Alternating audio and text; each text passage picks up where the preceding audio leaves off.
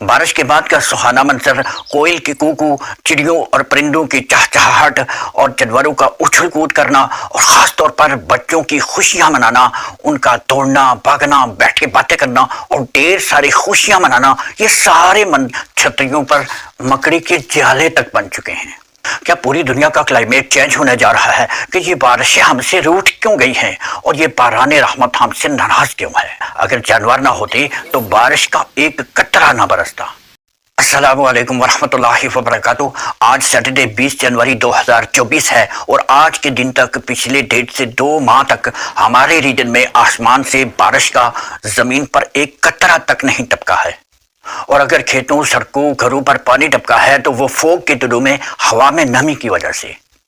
ہم ایک طرح سے بھول ہی گئے ہیں کہ بارش برستی کیسے ہے۔ ہمارے گھروں میں پڑی پڑی چھتریوں پر مکڑی کے جالے تک بن چکے ہیں۔ بارش کے بعد کا سہانا منظر، کوئل کی کوکو، چڑیوں اور پرندوں کی چہچہاہٹ اور جانوروں کا اچھل کود کرنا، اور خاص طور پر بچوں کی خوشیاں منانا، ان کا دوڑنا بھاگنا، بیٹھ کے باتیں کرنا اور ڈھیر ساری خوشیاں منانا، یہ سارے منظر غائب ہو چکے ہیں۔ بچے، بوڑھے، جوان سبھی ہیں پریشان کہ یہ ماجرا کیا ہے۔ موسم تو سردیوں اور بارشوں کا ہے، مگر بارش ہم سے روٹھ کیوں گئی ہے؟ کیا پوری دنیا کا کلائمیٹ چینج ہونے جا رہا ہے یا سائنسی اور طبی وجوہات ہیں؟ مگر حقیقت میں ایسا کچھ بھی نہیں ہے۔ تو آئیے جانتے ہیں کہ یہ بارشیں ہم سے روٹھ کیوں گئی ہیں اور یہ باران رحمت ہم سے ناراض کیوں ہے۔ اس کی وجہ اور حل جاننے کے لیے ہمیں ادھر ادھر جانے کی ضرورت ہی نہیں ہے، ہمیں ہمارا دین اس کے بارے میں مکمل رہنمائی کرتا ہے۔ تو آئیے جانتے ہیں بارش نہ ہونے کی 3 بڑی وجوہات اور 3 اتھینٹک سولوشنز۔ نمبر 1، رسول اللہ صلی اللہ علیہ وآلہ وسلم نے ارشاد فرمایا کہ جو لوگ ماپ تول میں کمی کر دیں گے تو اللہ تعالیٰ ان کی پیداوار کم کر دے گا اور ان پر قحط مسلط کر دے گا۔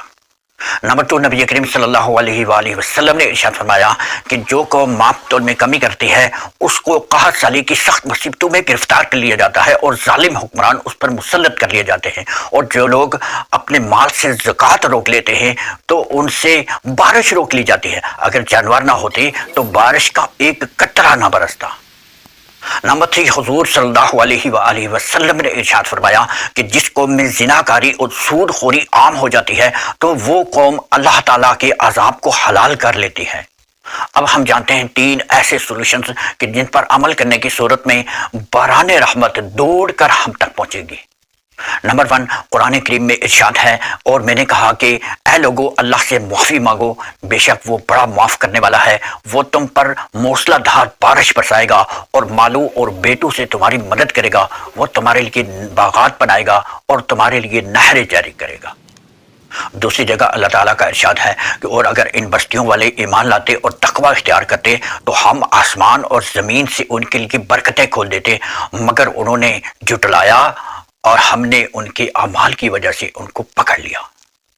قرآن کریم میں ایک اور جگہ ارشاد ہے کہ اے میری قوم اپنے رب سے معافی چاہو اور اس کی طرف رجوع کرو، وہ تم پر زور کا پانی بھیجے گا اور تم میں جتنی قوت ہے اس سے اور زیادہ تمہیں دے گا، اور جرم کرتے ہوئے روح گردانی نہ کرو۔ اللہ رب العزت سے دعا ہے کہ اللہ تعالی ہمیں ان تمام چیزوں کو سمجھنے اور اس پر عمل کرنے کی توفیق عطا فرمائے اور ہمیں باران رحمت سے مالا مال کر دے۔